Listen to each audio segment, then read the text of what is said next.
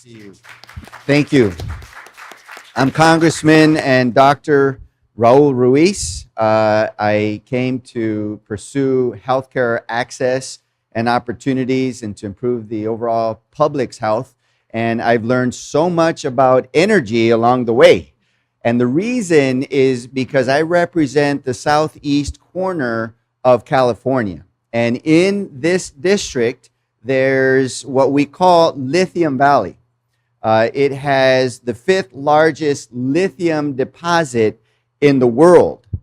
And there's been studies have demonstrated that there's enough lithium there to produce over 370 million electric vehicles. That's more than the amount of vehicles that exist today in the United States. So we can transform our transportation in full electric vehicle transportation modes. We can do it. And in addition to that, we can still be the second largest exporting lithium exporting country in the world. Right now, we're importing the vast majority of our lithium and other critical minerals. And we have other critical rare earth minerals as well in this region, and that's Lithium Valley.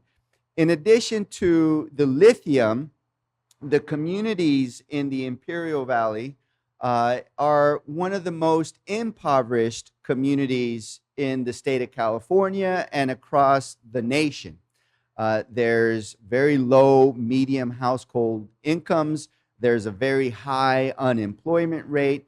The number one industry in the area is agriculture, and there's very low college attainment rates, and there's two hospitals, for example, that are in very dire straits that might have to close because of this big ugly law that just passed.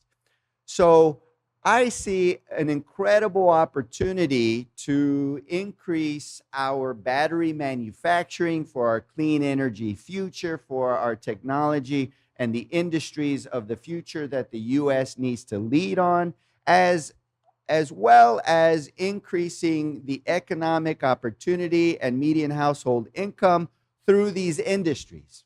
And so does the state of California. Governor Newsom has provided some incredible seed money in grants to beef up workforce development in the Imperial Valley College, San Diego State University, Brawley College campus. And there's a lot of STEM development around critical minerals in that area. We have three, and this is the exciting part. This is the part that is going to get a lot of Democrats really excited, is that we don't have to tear up the earth and mine the minerals in the traditional way that we know in other countries has added to enormous pollution and enormous worker hazards. In the Imperial Valley, we extract lithium from the earth in the cleanest and one of the most efficient ways that exist in the world today. The way we do it is we have these awesome geothermal companies that produce geothermal energy, and they simply take the geothermal brine and they patent their own special filters, run the brine through the filters, and they extract the critical minerals. That brine then goes to power the generators. It produces the steam, and it goes back into the earth. So instead of smoke or pollution that you're seeing a bunch of steam. And it's a closed loop system. And so the footprint is very tiny. The carbon footprint is very tiny. And while we're extracting the lithium, we're producing geothermal energy. How awesome is that? So this is a win-win-win scenario. We are developing a campus for a full supply chain, regional full supply chain for battery manufacturing, all the way from mineral extraction to anode and cathode and combining them into a battery, as well as battery recycling that we need. And that's very important for a host of reasons. In addition to that, there's now interest with data centers to co-locate their data centers and use the geothermal energy to run those data centers. Now, the concern in the desert is how are you going to cool the data centers, because some data centers require a lot of water. We don't have a lot of water, and we got a Salton Sea that's receding, and we got to make sure that we preserve our water as much as possible. But they tell me there's some fancy chemicals. They can do it with very minimal amount of water.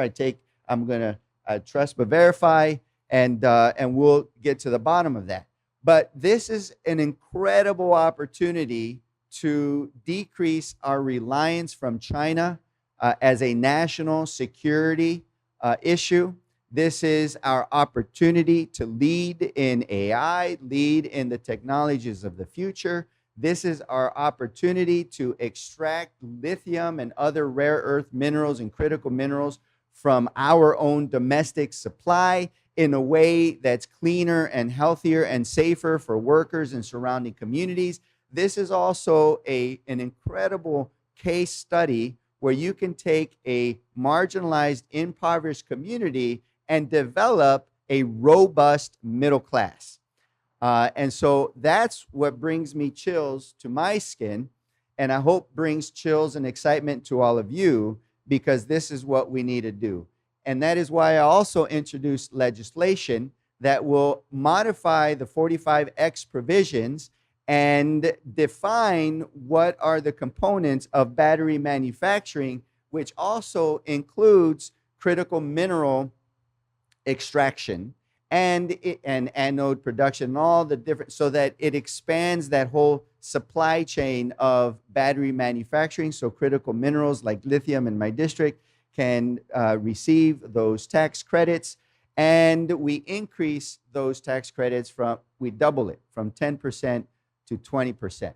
So in the hopes that it will spur our production, hopefully critical minerals extraction domestically, and we can make the full supply chain of battery manufacturing, which would help with the technology, the industries of the future, as well as our clean energy, electric vehicles that we need, not just for our own energy production, as well as for our environment. And we know that clean energy right now is the fastest form of energy and the largest form of energy that we can upscale quickly in order to beat our competitors. Unfortunately, this big ugly bill just took that advantage away, and now it's going to be more difficult to generate the amount of energy. It's going to take longer to generate that amount of energy that we need for AI and data centers and all the other provisions that we need. So with that, I leave you. God bless you, and let's get this done. And thank you for being here, all of you. Thank you.